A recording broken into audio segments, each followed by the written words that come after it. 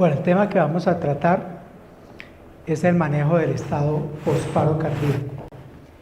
Primero, vamos a hablar de la historia.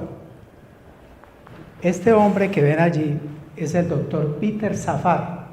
El doctor Peter Safar, un anestesiólogo europeo, austríaco, ha sido considerado en el occidente el padre de la reanimatología. Ahí en círculo dice que el doctor Safar fue el pionero del sistema de ambulancias en Estados Unidos, fue el que primero creó una unidad de cuidado crítico en Pittsburgh, en Estados Unidos, fue el que primero creó una especialidad de anestesiología en los Estados Unidos, fue 3 veces nominado a Premio Nobel de Medicina. Y en esta siguiente diapositiva, él fue el que propuso en el año 1959 el ABC que ha salvado tantas vidas, porque recuerden ustedes que el paro cardíaco es más frecuente fuera del hospital, hasta en un 60%.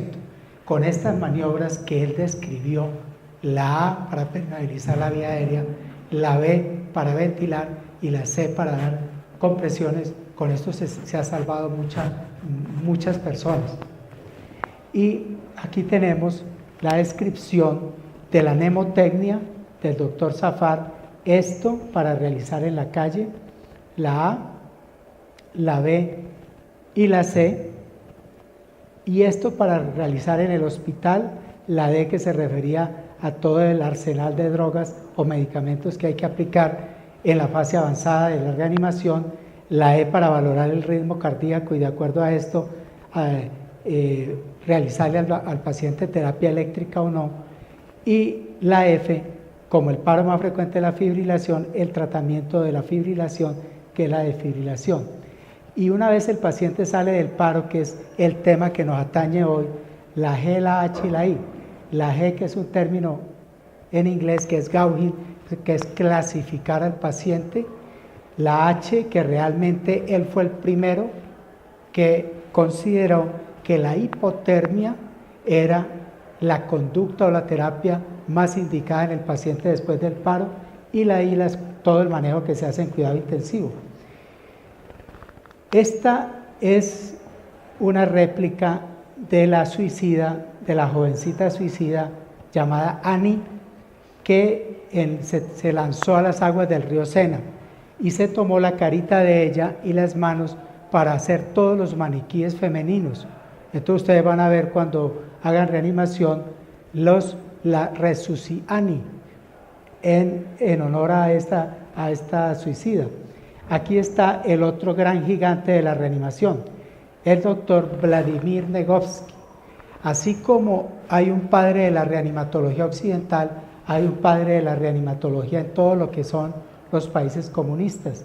Este hombre fue el que habló del proceso de la muerte y la reanimación, y fue también el que implementó en Rusia el uso de la desfibrilación.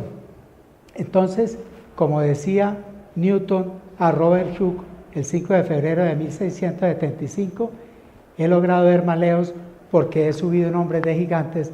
Así nosotros, los que trabajamos en reanimación, hemos hecho gran cantidad de cosas gracias a estos dos gigantes, a Peter Safar y al doctor Vladimir Negovsky. Como historia también tenemos que más en el año 1892, él consideró que dando compresiones en el tórax se podía artificialmente producir flujo en el paciente. Sin embargo, fue hasta el año 1960 cuando Keuenhoven, que era un ingeniero, Jude y el doctor Safar hicieron la reanimación siguiendo todo lo que había hecho más. Negovsky habló de todo el proceso fisiopatológico de la muerte, Elán y Safar hablaron de la permeabilidad de la vía aérea y la reanimación boca a boca, y Safar, así como Claudio Beck, que era un cirujano, hablaba de que había corazones demasiado jóvenes o buenos para morir. El doctor Safar también decía que había cerebros demasiado buenos para morir. Claudio Beck fue el primero que realizó una desfibrilación en un tórax abierto, porque él era cirujano de tórax, y el doctor Zafar fue el primero que habló de la hipotermia para la reanimación. Esta es una foto en la cual aquí está el doctor Zafar, el doctor Kouwenhoven y el doctor Jude, que fueron los primeros que reanimaron 4 pacientes y hicieron el reporte en el año 1960. Yo tuve la oportunidad de ir a Chicago al lanzamiento de la guía de reanimación, en el cual se hizo un homenaje a estos 3 individuos que fueron los primeros que hicieron estudios reportados del éxito de la reanimación. Y este es el primer artículo descrito en anestesia y analgesia en Baltimore, Estados Unidos, realizado con la hipotermia para el manejo del paro cardíaco. Y la hipotermia no es que sea una novedad. Ya el doctor Larrey, que era el médico de Napoleón, hablaba de que si un brazo tenía compromiso por efecto de las armas de guerra, se podía meter en congelación y se podía preservar el tejido. Y él, pues fuera de hablar de la hipotermia, él también habló de las ambulancias y de este concepto, clasificación de los pacientes de acuerdo al estado hemodinámico. Muy bien, hoy en día la hipotermia, todos los que vayan a trabajar en hipotermia tienen que establecer estudios siguiendo esta mnemotecnia. Pico el paciente problema, por ejemplo, pacientes adultos que sobreviven al paro cardíaco. ¿Quiénes han tenido circulación espontánea? La I es la intervención, en este caso hipotermia terapéutica. Se considera hipotermia terapéutica la que oscila entre 32 a 32 grados centígrados. La C es comparación, por ejemplo, la hipotermia la vamos a comparar con el mantenimiento de la normotermia, 37 grados, y la O son los resultados. Si es verdad que la hipotermia produce disminución en la morbimortalidad. Algunos le agregan una R acá de recursos, porque todos estos estudios requieren un presupuesto. En el consenso que hubo de reanimación en el año 2010, salió la primera revisión sistemática sobre la hipotermia, en el cual acá dicen la cantidad de estudios que hay. Ahora vamos a ver el estudio más importante y que realmente la evidencia no es la mejor para la hipotermia, pero es lo más importante y considerado el gold estándar para preservar al paciente que ha sufrido un paro y que recupera la circulación cardíaca.